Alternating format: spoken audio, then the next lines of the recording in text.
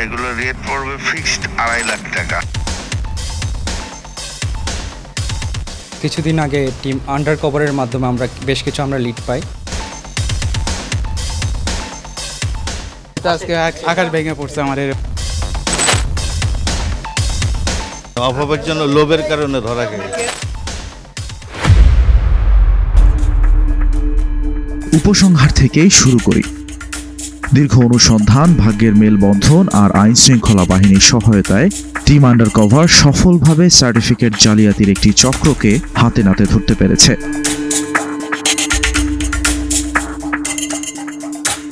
যারা 4 বছরের পরিশ্রমকে মাত্র 3 দিনে নামিয়ে এনেছে। তবে খরচ একটু বেশি হয়, কারণ পরিশ্রমহীন সার্টিফিকেট তো একটু খরচপাতি হবেই। চলুন ভূমিকায় লাগাম দিয়ে অনুসন্ধানের পথে হাঁটি, যেখানে শুরুটা করব শুরু থেকে।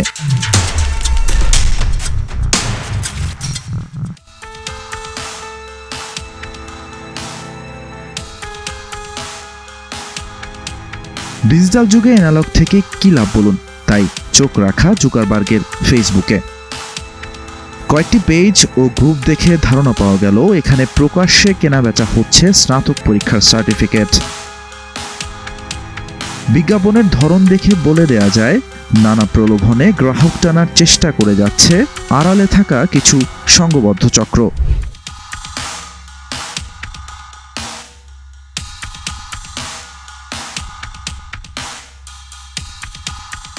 সার্টিফিকেট ক্রেতা ছদ্মবেশে চটকদার একটি গ্রুপের ভেতর প্রবেশ করল টিমের একজন সদস্য।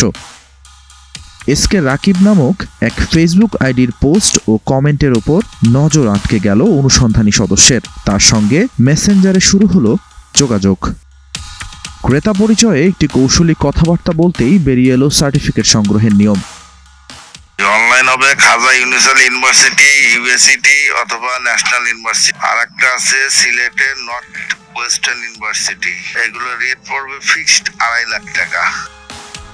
ফোন আর মেসেঞ্জারে রাকিব দিতে থাকলেন একের পর এক লোভনীয় অফার।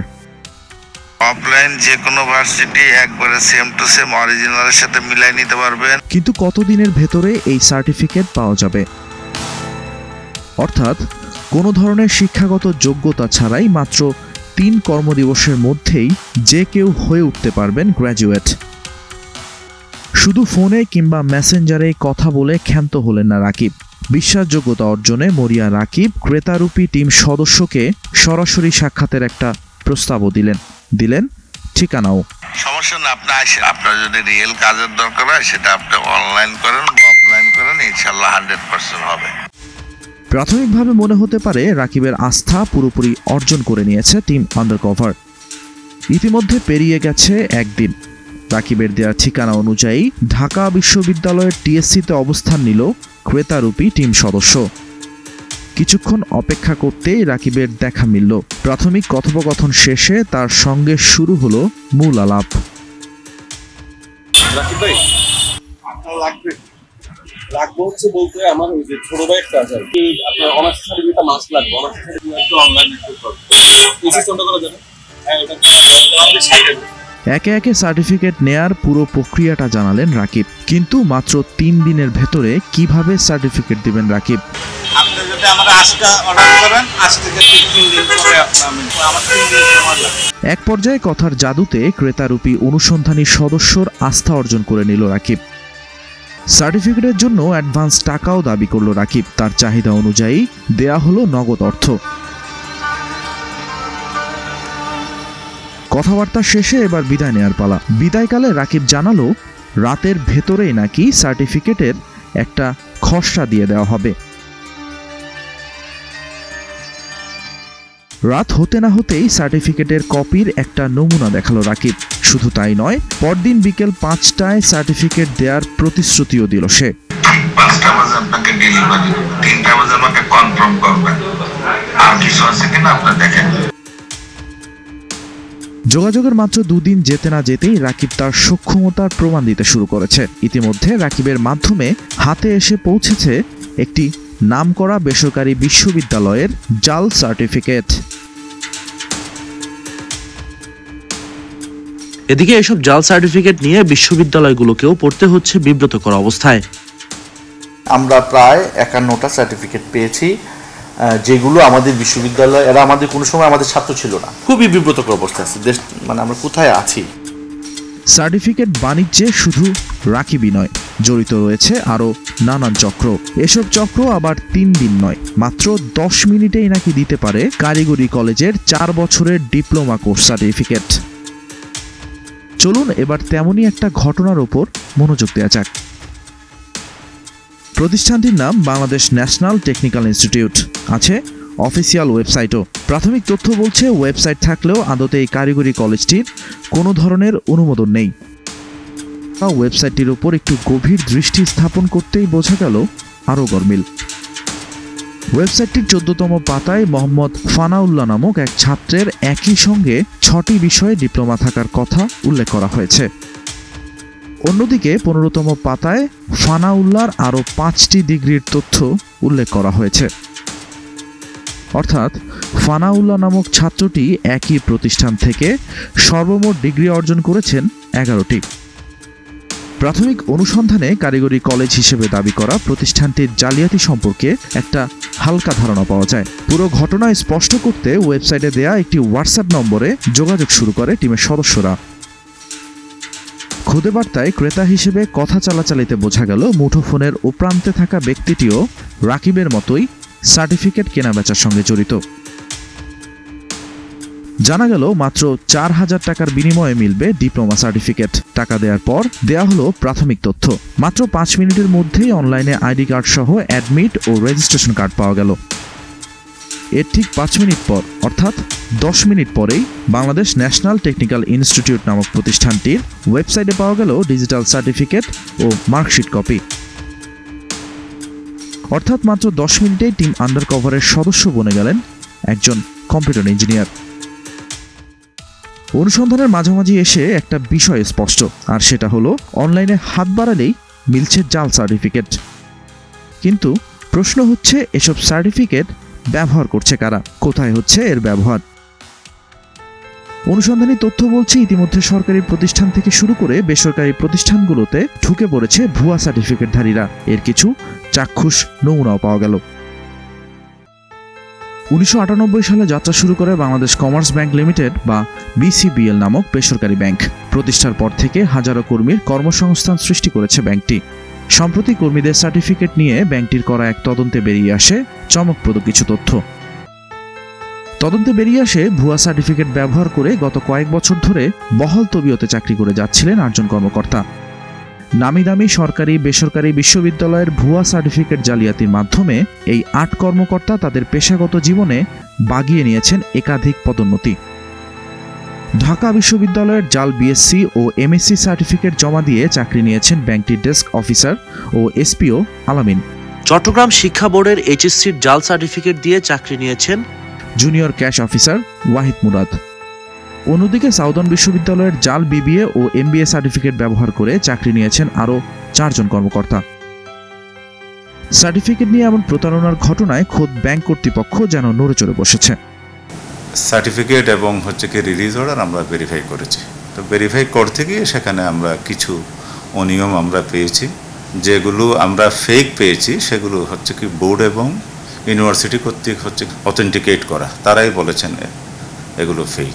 আমরা ডিসমিসাল তো হয়ে গেছে এবং আমরা এখানে তো ডিসিপ্লিনারি কমিটি আছে, ম্যানেজমেন্ট আছে, তারা যেভাবে বাংলাদেশ ব্যাংকের গাইডলাইন আছে আমরা ঠিক সেইভাবেই সিদ্ধান্ত দিয়েছি।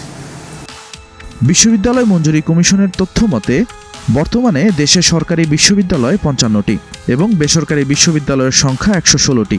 2023 সালে প্রায় 6 লাখ শিক্ষার্থী ডিগ্রি অর্জন করলেও শ্রমশক্তি জরিপ বলছে গত 10 বছরে দেশে উচ্চশিক্ষিত বেকারের সংখ্যা বেড়েছে 24.5%।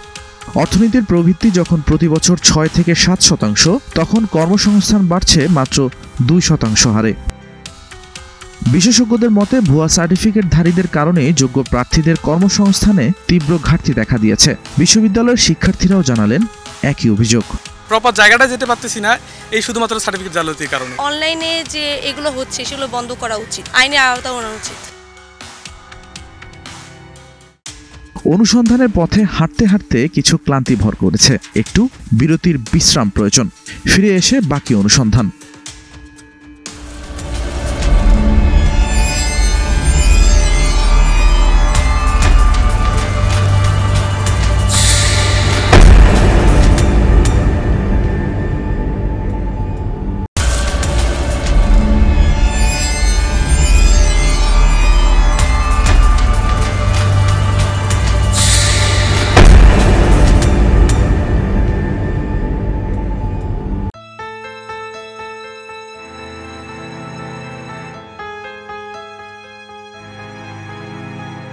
বিরতির বিরহ শেষে আবারও স্বাগতম টিম আন্ডারকভারে।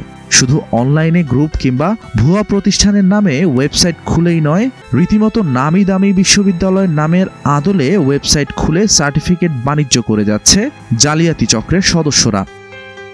চলুন ওয়েবসাইটগুলোর ওপর নজর দেয়া যাক। প্রথমে আসা যাক ইন্ডিপেন্ডেন্ট ইউনিভার্সিটিজ নামক এই ওয়েবসাইটটির দিকে। নামের দিকে খেয়াল করলেই বোঝা যাবে প্রতারকদের আসল কারসাজি। একইভাবে এই চক্রগুলো তৈরি করেছে ইআরপি ড্যাফোডিল ভার্সিটিজ edubd.info নামক ওয়েবসাইটও। দেখতে আসল ওয়েবসাইটের মতো, কিন্তু সবই ভুয়া। এসব ভুয়া ওয়েবসাইটগুলোকে বিশ্বাসযোগ্য করতে আবার ব্যবহার করা হচ্ছে স্বনামধন্য শিক্ষকদের নামও। অনলাইনগুলোতে একটু খুঁজতেই এই শিক্ষকদের আসল পরিচয় সম্পর্কে কিছুটা ধারণা পাওয়া যায়। প্রশ্ন উঠছে, এসব ভুয়া ওয়েবসাইট তৈরি হচ্ছে কিভাবে? প্রাইভেট বিশ্ববিদ্যালয়ের যে এডুকেশন সিস্টেম বা গ্রেডিং সিস্টেম তারা যেটা ব্যবহার করে, তারা যদি ওই সিস্টেমটা প্রকৃত অর্থে আইটি অডিট ভিএপিটি না করায়, তাহলে কিন্তু যে কোনো মুহূর্তে একটা বড় বিপর্যয় ঘটে যেতে পারে। মানুষকে বিভ্রান্ত করে ডিজাইন আর ডোমেন নামও প্রায় একই রকম রাখা হয়। সবচেয়ে ভয়ঙ্কর হলো এখানে ভুয়া ভেরিফিকেশন সিস্টেম বসানো হয়। স্বনামধন্য বিশ্ববিদ্যালয়ের নামে ভুয়া ওয়েবসাইট খুলে প্রতারণার বিষয়টি কিভাবে দেখছে বিশ্ববিদ্যালয় মঞ্জুরি কমিশন বা ইউজিসি?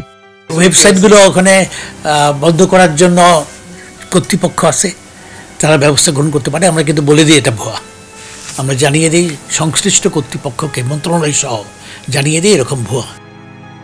দর্শক, আপনারা নিশ্চয়ই রাকিবকে ভুলে যাননি। ইতিমধ্যে 2 দিন পেরিয়ে গেছে। এবার সার্টিফিকেট সংগ্রহ করার পালা। নিরাপত্তার ঘাটতি দেখিয়ে রাকিবের দাবি, ঢাকা বিশ্ববিদ্যালয়ের ভেতরে নয়, সার্টিফিকেট সংগ্রহ করতে হবে এলিফ্যান্ট রোড থেকে।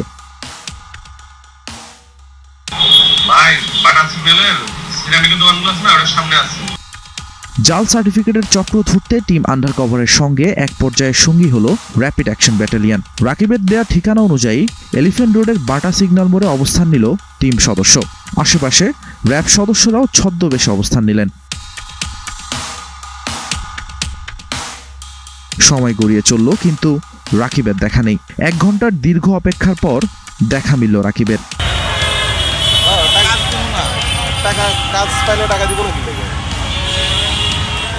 হালকা কথোপকথনের পর রাকিব নিজে থেকেই টিম সদস্যের হাতে তুলে দিলেন খ্যাতনামা বিশ্ববিদ্যালয়ের ভুয়া সার্টিফিকেট। হাতে নাতে প্রমাণ পাওয়া শেষ। এবার সুযোগ বুঝে রাকিবকে ঘিরে ধরল এলিট ফোর্স র্যাব। নামটা কি ভাই? রাকিব। কি করেন আপনি? আমার এজেন্সিতে চাকরি করতাম।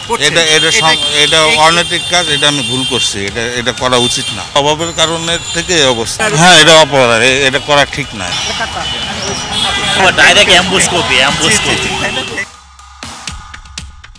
এর মধ্যে জাল সার্টিফিকেট চক্রের প্রধান হোতা রাকিবকে নিয়ে শুরু হলো অভিযান।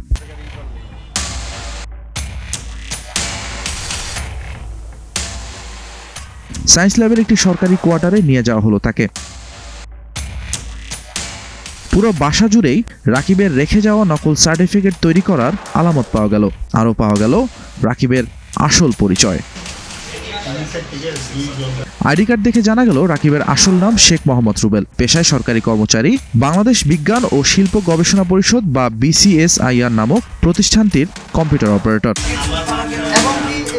সরকারি চাকরির আড়ালে রাকিব ওরফে রুবেলের এসব অপকর্ম দেখে বিস্মিত হলেন প্রতিবেশীরাও। আজকে আকাশ ভেঙে পড়ছে আমার, এরকম আর দুঃখজনক মনে হচ্ছে। আসলে টিম আন্ডারকভারের মাধ্যমে আমরা বেশ কিছু লিড পাই। উনি আসলে দীর্ঘদিন ধরেই এটার সাথে জড়িত এবং এখানে আমরা বিপুল পরিমাণে জাল সার্টিফিকেট পেয়েছি, এটার বিষয়ে আরও তদন্ত চালু রাখবো এবং ভবিষ্যতে এটার উপর আমরা আরও কাজ করব। সুনির্দিষ্ট অভিযোগ আর প্রমাণের ভিত্তিতে রাকিবকে হয়তো আইনের আওতায় আনা গেল, কিন্তু প্রশ্নটা হলো আর কতদিন চলবে এই প্রতারণা? আইনের চোখ ফাঁকি দিয়ে প্রশাসনের নাকের ডগায় দাঁড়িয়ে কিভাবে টিকে থাকে এই জাল সার্টিফিকেট বাণিজ্য?